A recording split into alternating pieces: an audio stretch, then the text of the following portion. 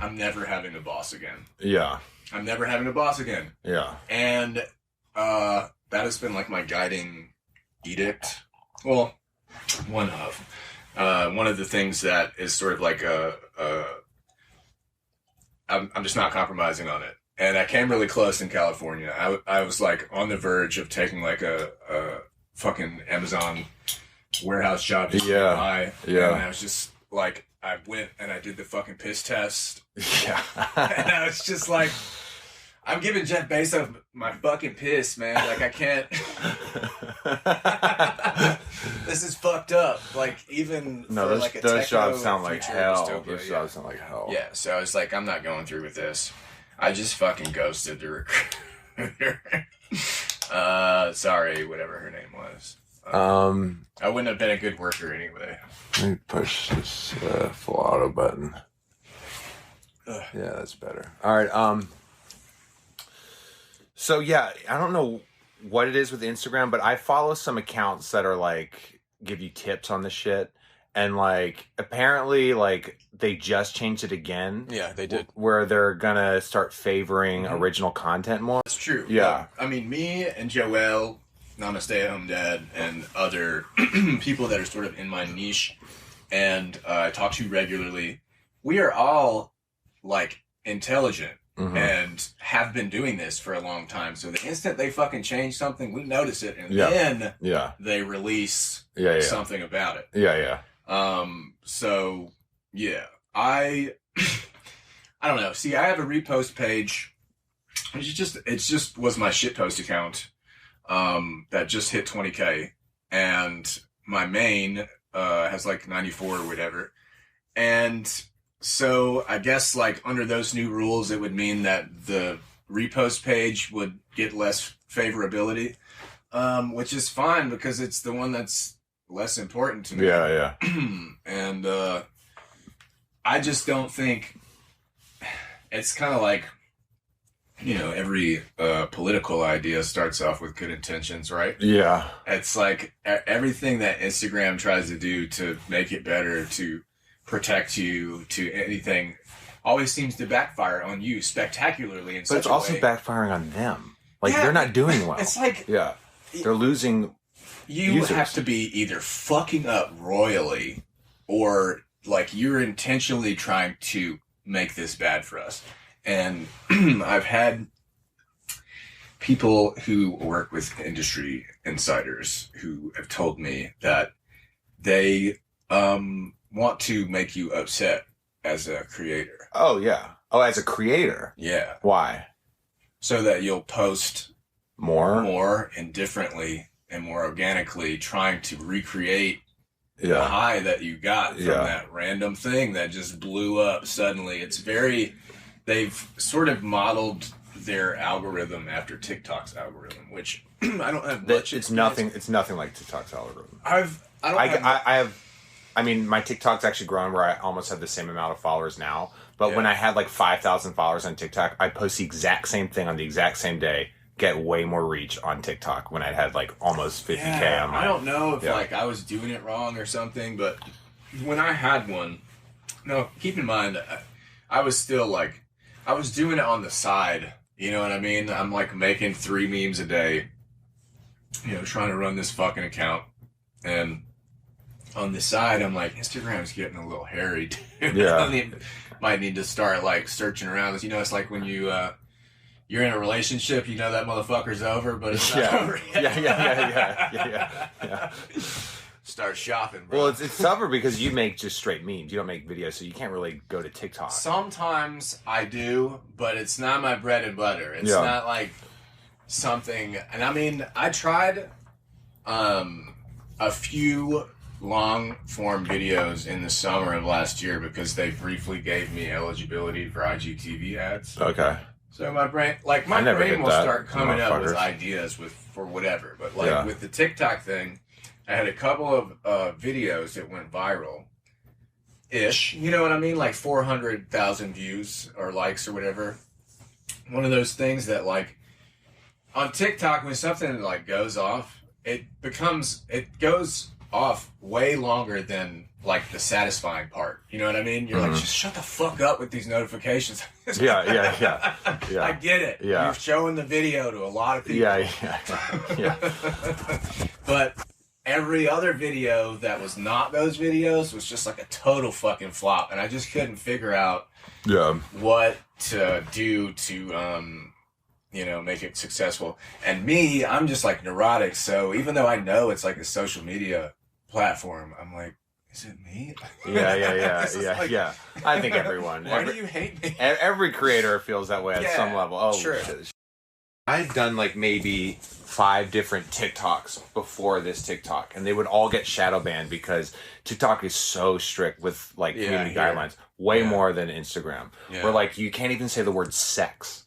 Like that's why people say like segs on TikTok. No, I see. I'm kind of like, I'm a writer. My mother tells me that I taught myself the alphabet when I was 18 months old, and I went to this care place that was like kindergarten, and I had a crib there, and they put a fucking like the alphabet around my crib. When their supervisors would come by, they would have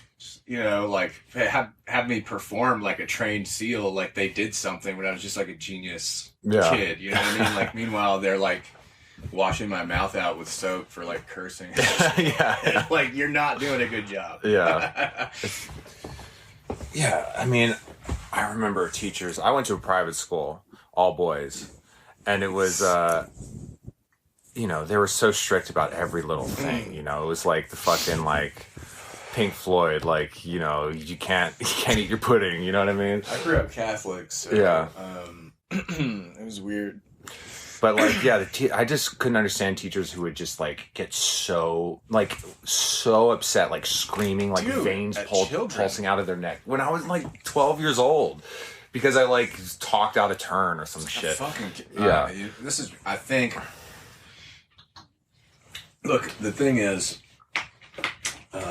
we are a fucked up society in many ways, and in one of the ways is that we don't value teachers at all. So we have these people who fucking hate their jobs, hate their lives, and are just like radiating fucking putrid energy, and then we just send them into the fucking school. Well, like it's like these English teachers all wanted to be like writers. You know what I mean? Exactly. Yeah. Look, my English teacher in high school was a dickhead too. It's like just that's the fucking you are interested in literature and you're doing this. Exactly.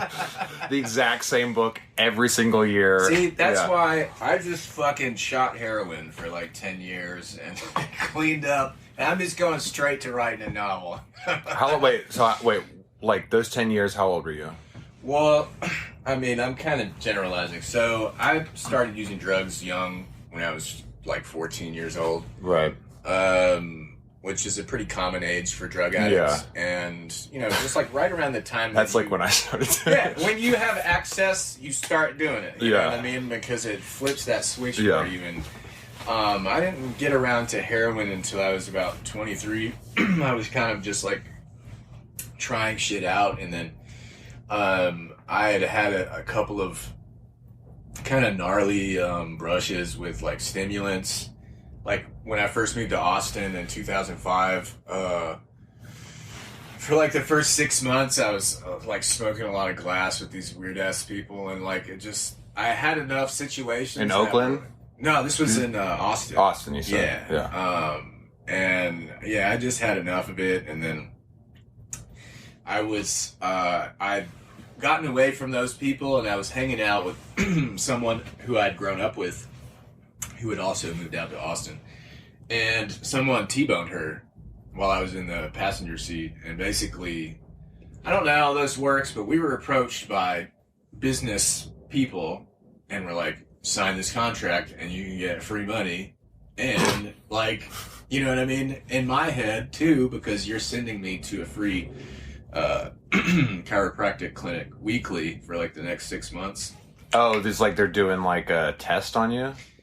It's like a guinea pig situation. It's like a focus group. Well, basically, they're like, creating a paper trail and saying, you hit this person and you injured these people, so pay out this money. Yeah, okay. Like they're trying to get a settlement of some sort. Oh, right. Got it. But I am like getting 30 Vicodin a week from this fucking... Yeah. So wait, how bad was that wreck? I was fine. Yeah. I was not hurt at all. I was doing this for the drugs and the money. I mean, I was 20 years old and they were like, you know, sign here and you know what I mean? You don't have to do anything at all. So that's sort of like, I was working for a catering company at the time, and you know, like people get, I don't know, they get married on the weekend. I don't know. I guess they figure that's when all the people they're trying to get out you'll be available. Most likely to be available. So it's Friday, Saturday, Sunday, 12, 13 hours. Boom, boom, boom. You know what I mean? Like the middle of that fucking Saturday, dude, your feet are trash. Oh, yeah. You're stepping on knives, dude, and like... Bartending? Yeah. I've done the exact same work. Like not even just the bartending. I like moved around. So sometimes I was like washing dishes. Sometimes I was doing that. Sometimes I was running the floor, like running these. And for catering, you have to set up and strike. And strike down. Yeah. So it's like, it's so much. Yeah. And yeah, I started popping the Vikes, and a friend of mine who had got shot in the leg when he was 19 because he just dated this girl who dated a crazy guy. We live in a crazy world, man. You never know, dude. But anyway, yeah, I was kind of mixing those, and I don't know, it didn't take very long. There was like a very brief period that I spent in Oxyland, but like I was kind of like darkly interested in heroin for me. I was always a pretty, you know, there's people who, you know, if you had met them when they were 12, you'd be like, you are a fucking agent of doom. You know what I mean? Just like that. I was like, God is not real when I was like 12 years old. You know what I mean? I've softened my tune on that since then, but you know what I'm saying? You seem pretty nihilistic online. Well, you know, people assume that about me. But the truth is, I used to be nihilistic when I used drugs and alcohol. I mean, we're talking really nihilistic. We're talking like squirting fucking syringe blood on the walls nihilistic. But, like... Why would you do that? Well, you know, I don't really know. I mean, at the time, I was shooting up a lot of Ambien, and it was probably affecting my thought process. You were shooting Ambien? Yeah, man. What would that do? It would put you right to sleep, right? No, dude. The rush is like very hard to describe. That's when, like, when you're a kid, you do the most reckless shit. My dad had Ambien, my friends and I would steal it, get really fucked up, like drunk, and then would blow it. Yeah. We could have died. Yeah, you know? maybe. I mean, it's not as bad as shooting it. That's wild. You know, it's very structurally similar to benzodiazepines. Yeah. It's called a Z drug. Right. Yeah. But benzos in general are not water soluble. So, like, all you motherfuckers snorting your Xan bars out there, you better hope they're cut with fentanyl, because otherwise you're not getting high. That's a hot take. Everybody carry Narcan. Hit up my homie Joelle. She gives out free kits. Yeah, I mean, do you know who Hamilton Morris is? Yeah, as a matter of fact, Joel was recently on his podcast. Yeah, he's great. Yeah, he's amazing. Yeah. I was so jealous, but also happy for her. Yeah. Also jealous. Fuck you. No. Yeah. No, it's cool. I want to listen to it, but it's behind. You have to pay. A paywall? Yeah, it's one of those. We do that it's too. Not one of the free ones. But no, he was talking about Ambien and how, like, its structure is like a benzo, but he's of the opinion that it's the most disinhibiting drug known to man. Yeah, no, absolutely. I think so. I mean, and I've like taken Xanax and done just really reckless shit, you know? I think that gentleman probably hadn't run into any research chemical benzos, but foregoing those, yeah, absolutely. So you've done a research chemical benzo that's even more disinhibiting than like a Xanax? Yeah, I mean, there's this stuff, and I don't know if they have any like new ones out now. Like I quit all this shit in like late 2017. I got sober January 30th, 2018.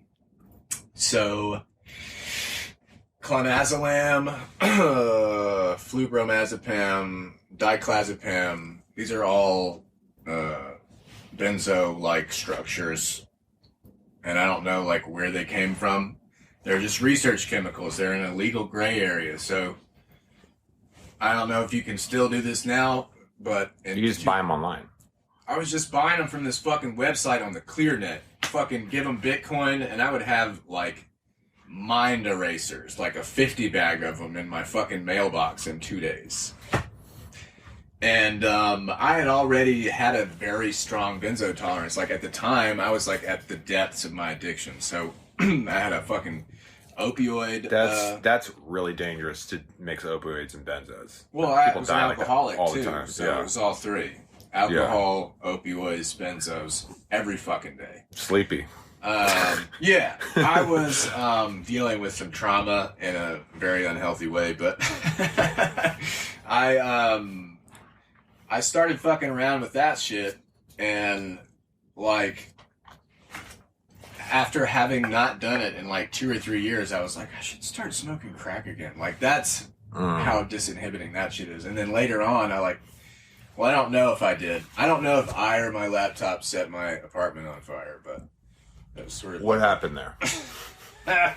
All right, man. So when I was living in New Orleans, I like basically experienced the very beginning of the fentanyl wave when nobody knew what the fuck was going on and just people were dying. And one of those people was my best friend, and so that was very traumatizing because I was there for the whole thing. And then I had my own fentanyl overdose that I survived, and I was just like, man, like, I want to die, but not this week. I gotta fucking get out of here, man. And my father had told me, there's this place that's like 45 minutes away from the hometown that I grew up in, called Delta State University. It has this really good music program because they have the Grammy Museum there and everything. And I was doing like interning at music studios down in New Orleans in addition to my bartending and junkying. And so it was like the logical fit. And in my mind, I'm like, I can get a scholarship and a grant to this place. So all I have to do is pass their stupid tests and I can get free drug and alcohol money and just fucking drink myself to death. And that's exactly what I did. I fucking, keep in mind, I'm like 31 at the time. And then my first semester, I have like a fucking 3.8 and I've gotten a DUI on a class trip.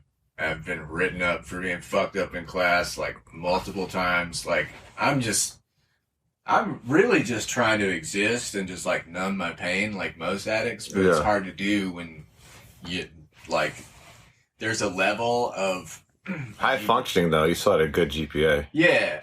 Well, see, here's the thing. My mind was always that was the issue. Like my mind was refused to relent. I'm like, fucking stay down. Yeah.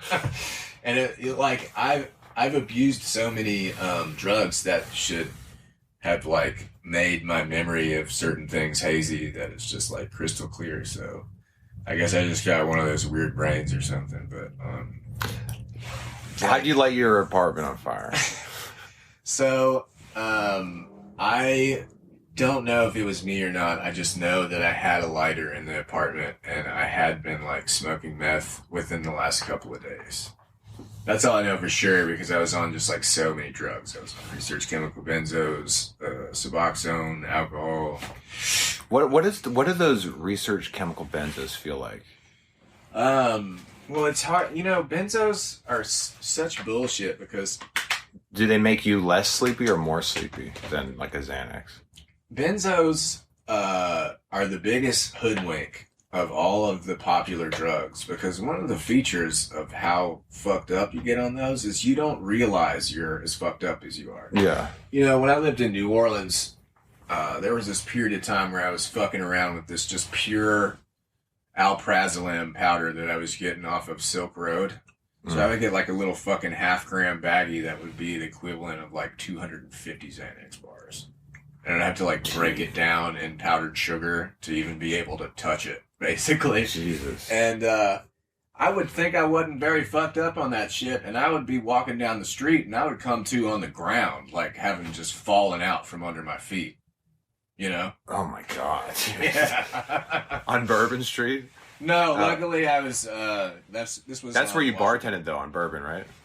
Well, one of the places it was like this daiquiri shop, and they had several locations on Bourbon and several locations on Decatur. And depending on which period of time you're talking about that I worked there, at the beginning I was on Bourbon all the time. I think it was like close to a big push, like a tourist push. You know, they have like a million of them in New Orleans. Yeah. But, then after that, the Decatur stores were more like have one person open and close it, so less traffic, but all the money goes to you.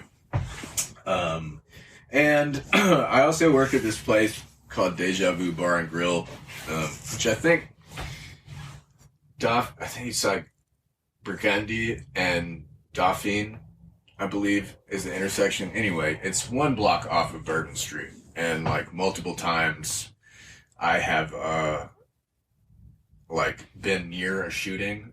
Yeah. And had like just people just running in to the fucking bar, and now everybody's just like standing there like a fucking, you know, packed in there like a sardine can, and you're like, great. I'm trying to like make some fucking heroin money here, guys. I interrupted you. I derailed you a couple times. Oh no, you're fine. You were telling about your fire incident. Right. So I'm on all these drugs, and I'm just like cooking in the kitchen. And at the time, I was frying with a lot of oil, and also I had a really finicky smoke alarm. So that's what I was doing. I'm in the kitchen, the smoke alarm goes off. And then I'm like thinking that maybe I need to turn this fucking burner down because the oil is smoking. But then I realized that the smoke is diffuse. And I'm like, what? And then I walk into the back room, and my bed is like on fire. The fire is like up to the ceiling. And I'm like, fuck. I stupidly like try to go get some water. And I'm like, oh yeah, no. Like after I tried that one time, I was like, oh, we're way beyond that. That was fucking dumb. I'm like wasting my time. I need to get out of here before I die. And so it's like, what was on fire? Just like the bed. And I mean, it was like the entire mattress though, like up to the ceiling. Like people in the apartment complex realized my apartment was on fire before I did. That's how fucked up it was. But like, yeah, it was just a crazy night. Like after that, like obviously the cops knew I was fucked up, and like I got into a fight with my parents. I should have just went with them back to their house, but I'm like, you know, drunk, belligerent. I'm like wandering around the city, and eventually, so there's this thing that can happen. Now I've asked several times on my Instagram, on my story, like followers, like, hey, has this ever happened to you? Because this is the craziest shit that's ever happened to me, and it's like, it's repeatable. So there was a period of time where I was abusing a lot of benzos and a lot of Adderall. And if you abuse Adderall for long enough, you can go into amphetamine psychosis. Once you're in amphetamine psychosis... What is that? Is that like mania?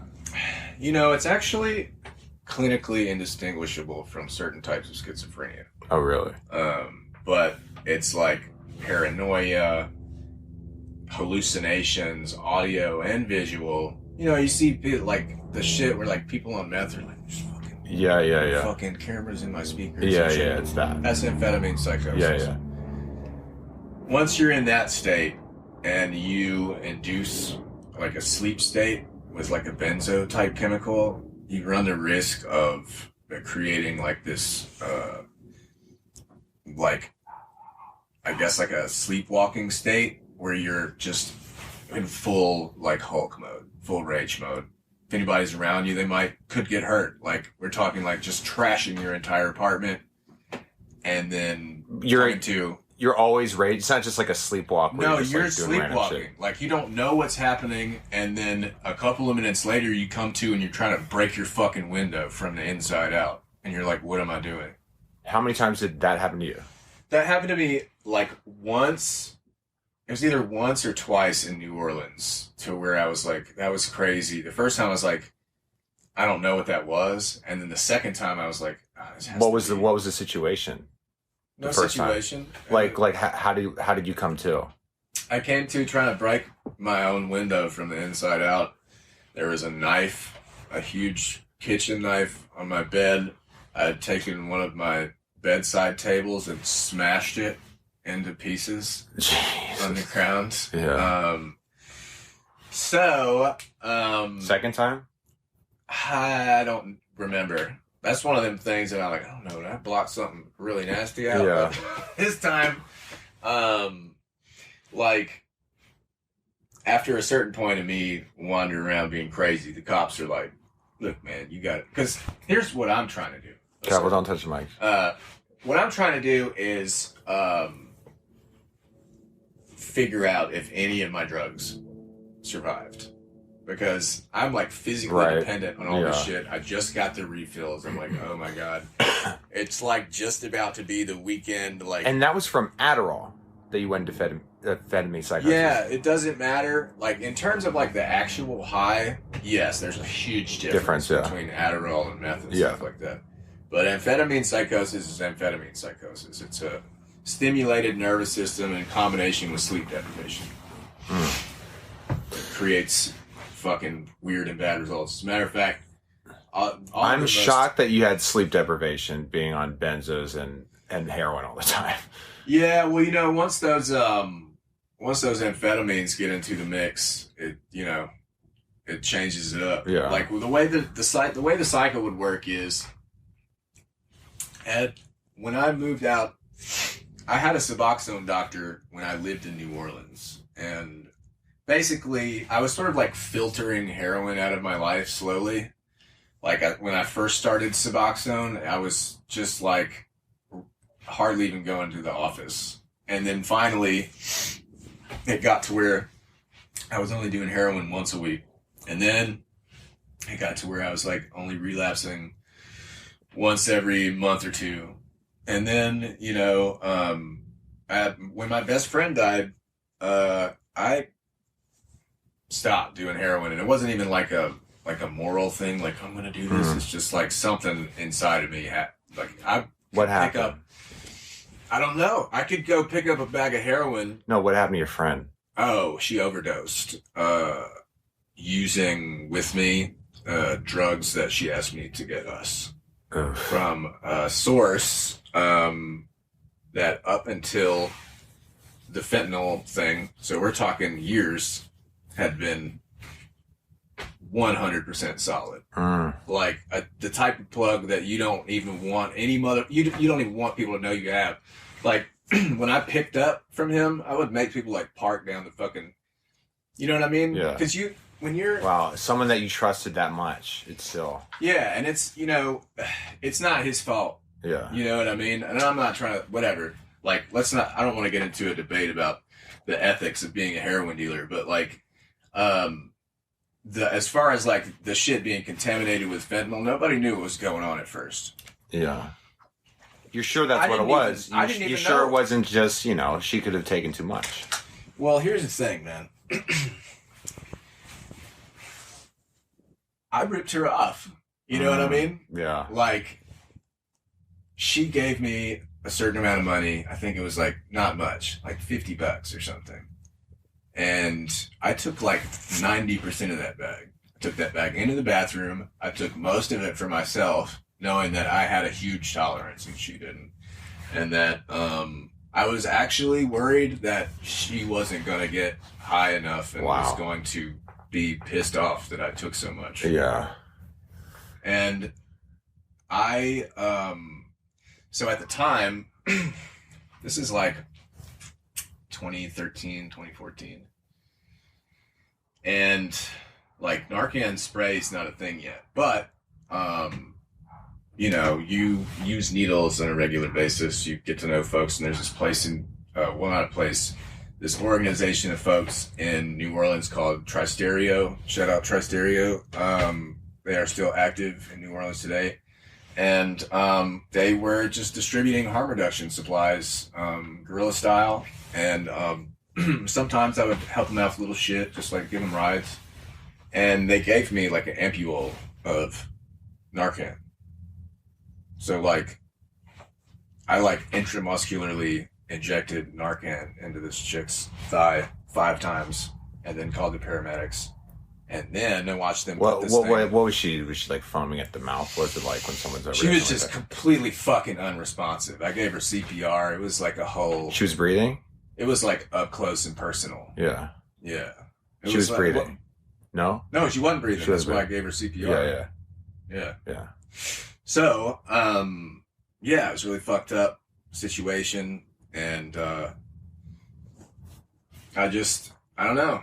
I could go pick up heroin for my friends after that. I would just be like, give me $10, you know, for going to get it. And I would just go get like a half pint or something. I didn't have any desire to do it. And it used to be like my whole fucking world. That wasn't like the last time. How did that affect, like, I'm sure that was really hard on you. Yeah, I mean, it fucked me up. I mean, that's why I was a big portion of why I was acting so crazy when I went back to school, because, I mean, I had been a drug addict for a while, but I was medium functional. You know what I mean? I could keep jobs from anywhere to like 6 to 18 months. I could support myself. I could pay rent, pay for my habit, feed myself occasionally. You know, and this was different. Like, I had like switched over. I was like barely fun. Like, I'm glad that all I had to do was go to class, man, because, you know what I mean? I was like drinking like a liter of vodka a day. It was like gaining a lot of weight, starting to develop a lot of health problems, many of which have cleared up now, but you know, some of those consequences still remain. And yeah, the fire happened, and then I ended up getting sober. And when a friend passes away like that, but you're so loaded all the time, like it blunts it, right? But it still hits you, but it's probably... Yeah, well, you know, it's like, I guess I would liken it to like trying to bury a radioactive isotope, you know what I mean? Like, and keep it from contaminating the ground. Like, it doesn't really matter how deep you bury that motherfucker. It's just gonna like rot from the inside out until it reaches the outside. Yeah. So like I went to a new Suboxone doctor after it happened. And I cried about it like one time on the way home, and I like made this internal decision. I'm like never going to think about this or feel anything about this again. But it's like burying radioactive isotope, I guess. It's like it doesn't matter how deep you bury the motherfucker. It's like it'll rot you until it reaches the outside. So it's like, yes, it's blunted, but it's also like spread out. So like you're just like very miserable. And it doesn't seem to have a cause. You've sort of like flattened it out almost. And so you're just living a miserable life as a miserable person. Ugh. Like you just, you know. And, you know, a lot of that is on me. And then a lot of it is just like not knowing what to do. Or knowing like what's real. You know what I mean? Because let's be real, man. Like the psychiatric industry is, I mean, they do a lot of torture. You know what I mean? They do a lot of torture of kids. In what way? Well, a lot of these facilities, man, are staffed with people who don't give a fuck about the people that are in there. You can go on Instagram right now and find like psych ward nurse pages that joke about like overdrugging the patients and keeping them in restraints for longer than necessary because they don't want to deal with them. And I personally have several friends who are in the younger generation, Gen Z, who have spent a lot of time in facilities like that as kids, and it like ruined their fucking mental health. And I've even talked to some adults who, you know, they get sent off to some place when they're a teenager. It's sold as some good thing to their parents. Their parents are in a panic mode because for whatever reason they've got it in their head, I've got to like save my child. Right. And here comes the fucking white knight, like, all right, I'll save your child for fucking, you know, 1999, 95, or whatever. But like, I don't know, dude. Like, I've heard terrible things. There's this one place in particular that operates out of Puerto Rico, and I'm really pissed that I can't think of the name off the top of my head now, but I think they are like a Christian-based deal, and this is like, they give you like one toilet roll a week that's your personal toilet roll, and if you lose it, fuck you, like the weird shit like that, and just like fucking these kids up. The biggest thing that I see, and I mean, I even see it in myself in a less pronounced way. You know, I experienced my own trauma as a kid, but I was never put away anywhere. You know, I was just like medicated early and, you know, all of that shit. But it's like this pervasive feeling that they're a terrible person. Usually they're just like so good and nice to everyone around them, but there's this they've been invalidated so much, and they've been told so much that everything that they're doing is for attention, that they've internalized it so deeply that, I mean, shit, if I knew how to get it out of there, I would have already done it. Yeah. It's fucked up. So to trust the agents, and I mean, of course, too, like, those people are, like, just, best case scenario, they're trying to patch you up so you can get back to being a fucking cog in the capitalist machine, right? Yeah, totally. So, I don't really, you know, if you're, like, lost and looking for answers and you have any kind of wits about you, you're like, what's real? Like, everything that you're saying sounds like something, but also you're full of shit. So, you know, and of course, being on the drugs and alcohol make it harder to reason out what's going on because you're clouding your brain up, trying to numb yourself emotionally, but like, you don't even think about how it's affecting you cognitively. I know I didn't give a fucking shit. I was like, I will just get these grades. I'll figure it out. It's pretty incredible that you got sober. Yeah, I mean, it was really bizarre how it all went down, and I don't really know that I have a whole lot of credit in how it did, but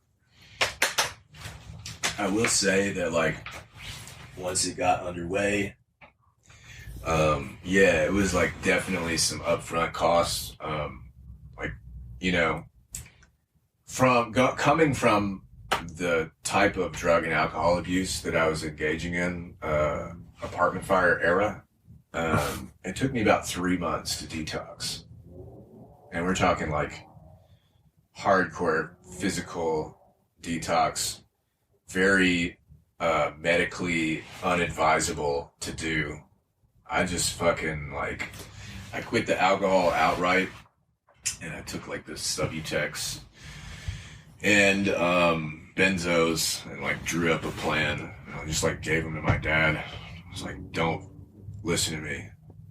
You know what I mean? Do it like this and don't change it at all, no matter what I say. And that worked. And again, I'm not saying, you know what I mean? I wouldn't recommend it. Pretty risky in like every way possible. I mean, what was the worst moment of it? Like the pain or the sickness? I remember when I was like first really like I quit the alcohol outright, and I was really stepping down the benzos quickly in the beginning, because those are the 3 drugs with the worst withdrawals. Yeah. And that all at the same time. Yes. That's wild. Yeah. It's gnarly. So I had like these police lights flashing under my eyelids just like all the time, every time I closed my eyes for a couple of weeks. Just red and white. I mean, red and blue, just under my eyes. And like, you know, when you're detoxing from stuff like that, like the anxiety is already through the roof. Mm-hmm. You don't need like stimulation like that to drive you crazy. But like, yeah, man, it was definitely say something about not just that withdrawal, but like certain drug withdrawals in general. Once you reach a certain pain threshold, your brain cannot retain a memory of it.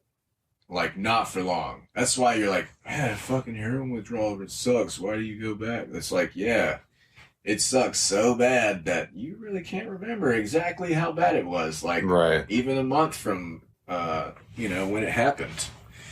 And that's when, the fucking amygdala starts kicking in. Like, it wasn't that bad. When you're in a withdrawal, like, when do you start feeling like the light at the end of the tunnel, like, starts petering out? It's like, it depends on what drug it is, how long you've been using it, and how much you've been using. Those are the 3 main factors. You say, like, how easy when a withdrawal ends depends on those 3 things. You're not gonna hear my question. Yeah. Wait, what do I say? It's like the way to, like, how smoothly. Oh yeah, right. Yeah. So how long a withdrawal period will last depends on primarily 3 factors. You've got how long you've been using, what drug you've been using, and how much of it you've been using. So for me, I was addicted to opioids physically for like over half a decade. And I had been physically dependent on both the alcohol and the benzos for 2 or 3 years. So like my shit was like not okay for a minute. But the transformation was pretty rapid. Not only in like mentally and emotionally, like neurochemically or whatever, but like because I didn't really drink very much before my best friend died. But like when you like stop, when you fall out of love with heroin, man, that like leaves a big fucking hole. Yeah. Like hard to fill, That's where all like the poly drug abuse started popping up again, because for the longest time before, when I was a heroin addict, I bought and did heroin. That's fucking it, man. I didn't even smoke weed. You know what I mean? Like, that's what I'm on. And then, once that ended, it just branched out into all this shit. And I got into alcohol, and it quickly progressed. And this is something that's very common, too. Because I've seen it happen for other people. The heroin addict that gets off of heroin instantly becomes a low bottom alcoholic, usually stalls out there and says, at least I'm not doing dope, man, like da-da-da. But like, you're essentially like taking the energy of a heroin habit and applying it to drinking alcohol. So of course you're going to become a fucking low bottom drunk in no time. And So I was like 70 pounds overweight, and I'm like 5'11", usually like 155. That's like a lot on my frame. And I was dropping like 2-3 pounds a day in the beginning. Not even doing anything, but not drinking. Yeah. Because it was all like alcohol related. Yeah. So, I was like physically transforming. When you were drinking that much, would you eat a lot, or would you just get all your calories from booze? My stomach was trashed, man. I could barely eat. Seriously. So you would just get all your calories from booze?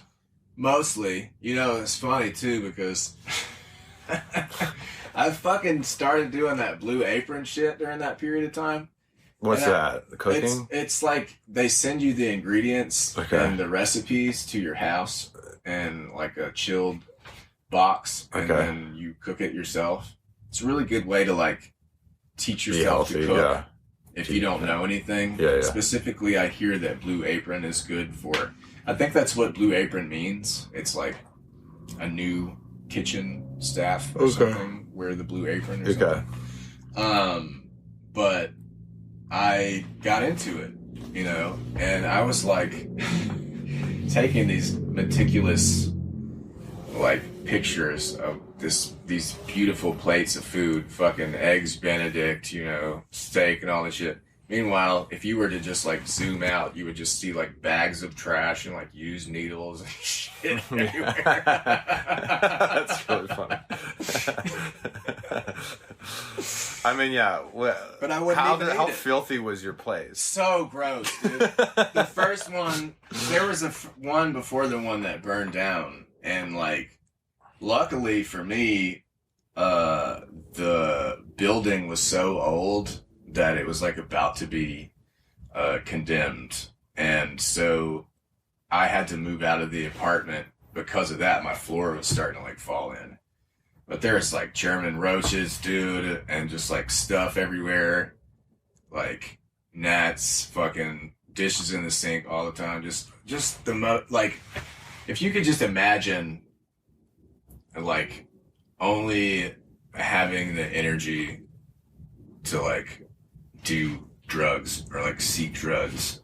And then like on the side you go like take some stupid fucking test. So, with that whole shit, it was like I had to keep a certain grade point average per semester. So this one summer, I am not good at math. Like as great as I am at like English and language and all that stuff, I am fucking dumb as shit in math. And I don't have a good math education because I got kicked out of high school a lot. Obviously, microeconomics, this course is very math heavy, and I'm taking it online. And I'm like, I just don't have it together to like give it. Like this class is really, I feel like this class is demanding of me like 80% of my mental capacity, and I just can't bring it. Not in my fucking bedroom during the summertime. And I'm like, doing a lot of Adderall, and like, the more that enters the picture, the more crazy shit that you do and like starts to happen. So I'm like trying to take notes, and then there's just like, it starts to be these weird drawings that turn into fucking like poems that don't make any sense. Dude, you're trying to do a graph, like it's a microeconomics graph. Like, what the fuck? So I thought that I was doing poorly for me, which was that I was getting a C. I was getting like 70s on the tests and stuff. And I needed to get a B in order to keep the scholarship. So I'm freaking out the whole time. I'm emailing the professor. And she keeps like being real vague and just saying like, I think you're going to be fine. Like, I'm like, no, but see, I'm like trying to explain to her. Meanwhile, I'm fucking on speed, so who knows what I think is going on. And, I take the final and it all shakes out. That thing was fucking graded on a curve. So these tests that I thought that I was doing horrible on, I had the highest grade in the class, man. I got like an A in the highest grade in the class, and I was like the most mentally well I've ever been in my life. So, yeah, like what that shit demanded of me was not a lot. It's crazy how insane people can be, but still actually like function at a job or at school. Yeah, sure, man. I've heard a lot of addicts who are like high function like that, where they would just be like obliterated, sure, like drunk in school and have like straight A's. Yeah, you know what I mean? Yeah, that was pretty much me. Like, I think the big thing with me, you know, being ADHD, it can kind of like put a strain on your relationships with other people. So, like, I think those people who thrive in the workplace also have this extra skill of being able to like manipulate the people around them and like fit into environments and, you know what I mean? Not stand out, get in where they fit in, you know, all that shit. I do not have that skill, bro. That's why I'm like, God damn, I gotta like become famous or something, or I'm never gonna have any money. No one's ever gonna hire me. But so how long have you been sober? Well, okay, so this is where the contention comes in, because you've got the 12 steppers and the A's who are like weed, whatever. And it has actually has helped me a lot, like various times during my recovery journey. Particularly in the beginning, I'm coming off of all of that shit, dude. Like smoking weed at night was literally the only thing that was getting me any sleep for months. And that and like going to meetings kept me sane. So it's like there's these two groups of people who are always fighting. 12 steps. You can do a little bit. Yeah. You know? And I'm like, look, both of these things were very helpful to me.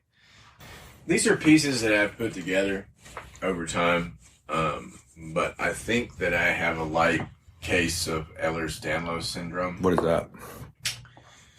It's like a connective tissue disorder that can present in varying severities, and it has like specific traits and symptoms, like eyes that slant down, like Paul McCartney's is a good example. I don't know if it noticed his eyes. Go look at a picture of him later. Okay. His eyes go like this. Okay. And like very stretchy.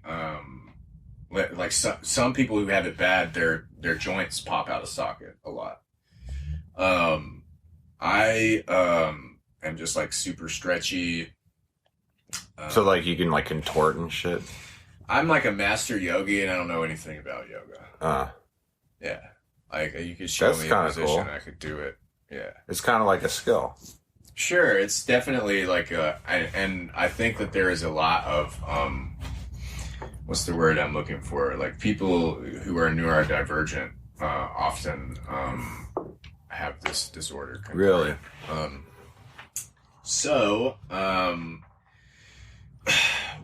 Wait, hold on.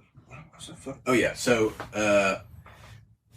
when you have that, you are more susceptible to developing this condition called avascular necrosis, which doesn't is sound good. A bone disease where your bone tissue dies slowly inside of you. And I had given myself that bone disease through having this syndrome that I didn't know that I had, and abusing alcohol very suddenly and extremely. And so about like a year and a half into my recovery, I had to get my left hip replaced, and fucking relearn how to walk, Jesus. Take opioids as an opioid addict. My parents helped me through that, and I got through it without any like relapses or anything like that. You never did like methadone or anything like that?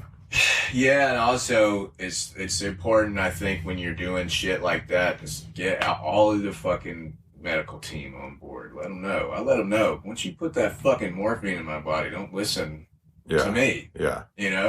I'm going to tell you to put more in there. Yeah. So yeah, I actually severely limited my use. It was like morphine in the hospital one day. I was on perks for like 5 days, and then just tramadol for 2 weeks, and that was it for a fucking hip replacement. And people usually stay on shit way longer, but I just was like, look, man, That's impressive. thank you. And so, Well, like you were just probably dying to get more, right? well, it wasn't really that. You know, it was a long journey to even get the diagnosis. Yeah. Figure out what the fuck is going on, because it's not something you can generally pick up on an X-ray unless you like know what you're looking for. And so I was like in extreme pain, and I couldn't use this fucking leg. I was like limping around, and it gotten to where it was like, when I first got sober, I thought I sprained my hip, basically, and it seemed like it would get better, and it would kind of get worse, and it seemed like it kind of get better, and it's just like going downhill, right? And so eventually I can, I'm just limping around. I'm like, please cut this motherfucker out of my body and put some metal in there. And I mean, it was like, it obviously having a bit major surgery like that is a different type of pain. But like, even in the very beginning, I could tell that the pain was like different. You know what I mean? It feels different when there's like tissue inside of your body like dying, and when you're like healing from a major injury.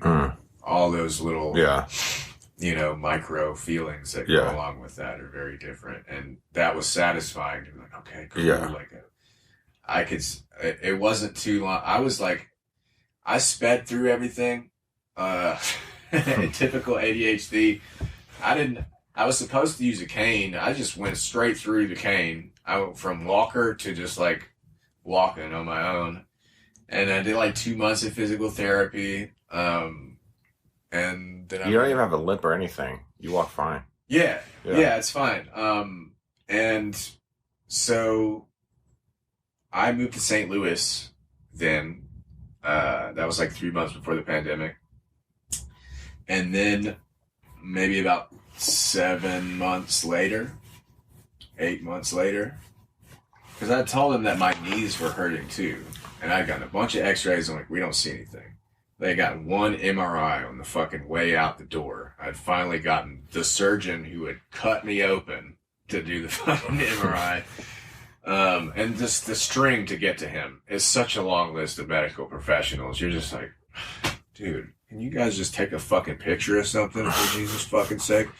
But I had been having a little bit of knee pain. I was like, maybe I should check it. And I fucking called him, and he was like, oh yeah, I see some infarcts, which is like dead tissue, areas of dead tissue. And so we need to do this thing called core decompression on both of your knees. So what they do there, this is like modern enhanced. They drill into your kneecap with a bone drill. And the idea is that the hole relieves pressure, which increases blood flow, that's what's causing the bone death. There's like a restriction in blood flow.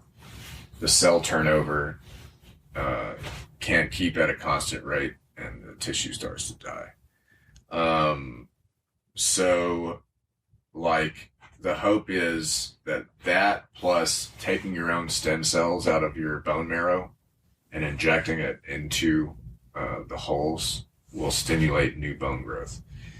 And essentially, the surgery worked. Like, I don't have any infarcts anymore. But I also can't run. Unless I have to be like running from the cops. It has to be like adrenaline. Like, I can't like jog around the neighborhood. It just hurts. Yeah, it's like, I can't do it. Yeah. And I deal with like chronic pain, extreme chronic pain from both of those things. Not as much with the hip, but it's, it's still a piece of Does fucking the weed metal. help with that? That's what I was getting to, basically. Yeah. It's like, I quit weed for the initial surgery, and nicotine too. That was fucking gnarly, actually. It was a legitimate detox, for real. But how does that compare? Kicking nicotine? Because, yeah, I mean, I've smoked on and off my whole life, and I don't find it very hard to stop. I found the psychological component of it very challenging the first time. Yeah. Before the surgery. But after the surgery, I didn't go back to smoking, but I started vaping. And eventually, I got to a point where I was ready to quit that. And basically, it was a confluence of factors that had motivated me to not just ditch the nicotine, because it's like an inflammatory chemical, and I'm trying to manage chronic pain here. Initially, I tried CBD. I spent like $400 fucking on. I think CBD is snake oil. I didn't get anything out of it. Yeah. You know what I mean? I'm a goddamn heroin addict. I can't lie to myself if I don't feel something. Yeah. And I just wasn't getting any damn relief. And lo and behold, this place that I was going to get the gummies, I'd gotten a sample pack, and I was going back to get some more to see if I could take a shitload and do something. And I was like, what's the most popular gummies that you got here? It's like, these are the ones, man. So I'm like, all right, man, well, I took fucking 5 of those motherfucking sample CBDs, and I didn't get shit. But I'm not going to be reckless. I'll just take 2 of them to start, and we'll see what happens. So, like, flash forward like a fucking hour and a half later, and I'm like, fucking stoned. Like, I am fucking I'm like, edible high. And I'm like, what is going on? So I'm like, what is going on? And so these gummies had Delta 8. Oh, yeah, I know about Delta 8, yeah. And so Delta 8 was my bridge, basically, to THC. I was on Delta 8 most of the time because I was in St. Louis, and I'm like, look, I'm using this to treat something. I'm not going to do anything illegal. That fucking shit is past me. You know what I mean? I'm not going to a dude's house to get a thing anymore. I've done enough of that. So, I stuck with that. And then when I was in California, I was just ordering off of a website. And for a while here, I was still just doing the D8 because it was still more financially sound. I had an internet plug where I was getting like $20 cards. But then suddenly that increased to like 38 overnight, and the THC products became more financially viable. Plus, they're legal here in Vegas. So I was like, it's stupid and stubborn for me not to switch. And the only reason I wouldn't is because of some, you know what I mean? Yeah. Like, ooh, weed. Yeah. You're still getting high off it, too. I mean, the D8... It's like the same high, it's just like shittier weed, basically, right? Yeah, well, D8 is a degraded version of Delta 9 tetracannabinol. And so it was about, I found that it was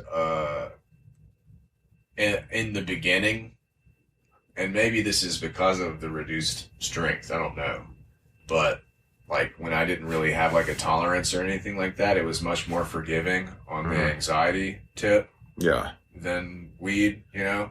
I know we've all had those moments where we hadn't smoked a long time, and like we're hanging out with some friends and you hit that shit and you're like, Yeah. The last time that shit happened to me, man, I had to like go into their bathroom, and I'm just like I'm laying on the ground of these. I don't know them. I don't know what's going on their bathroom floor, but I can't not do this. And my entire body is just like drenched in sweat. I am like having a reaction to this fucking blunt, dude. I don't know what is going on. Yeah. But yeah, dude.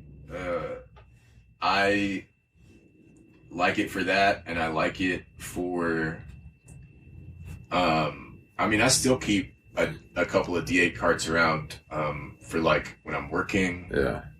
You know, It really helps with the pain. Yeah. Yeah. Like they're whatever the shit is in them is not.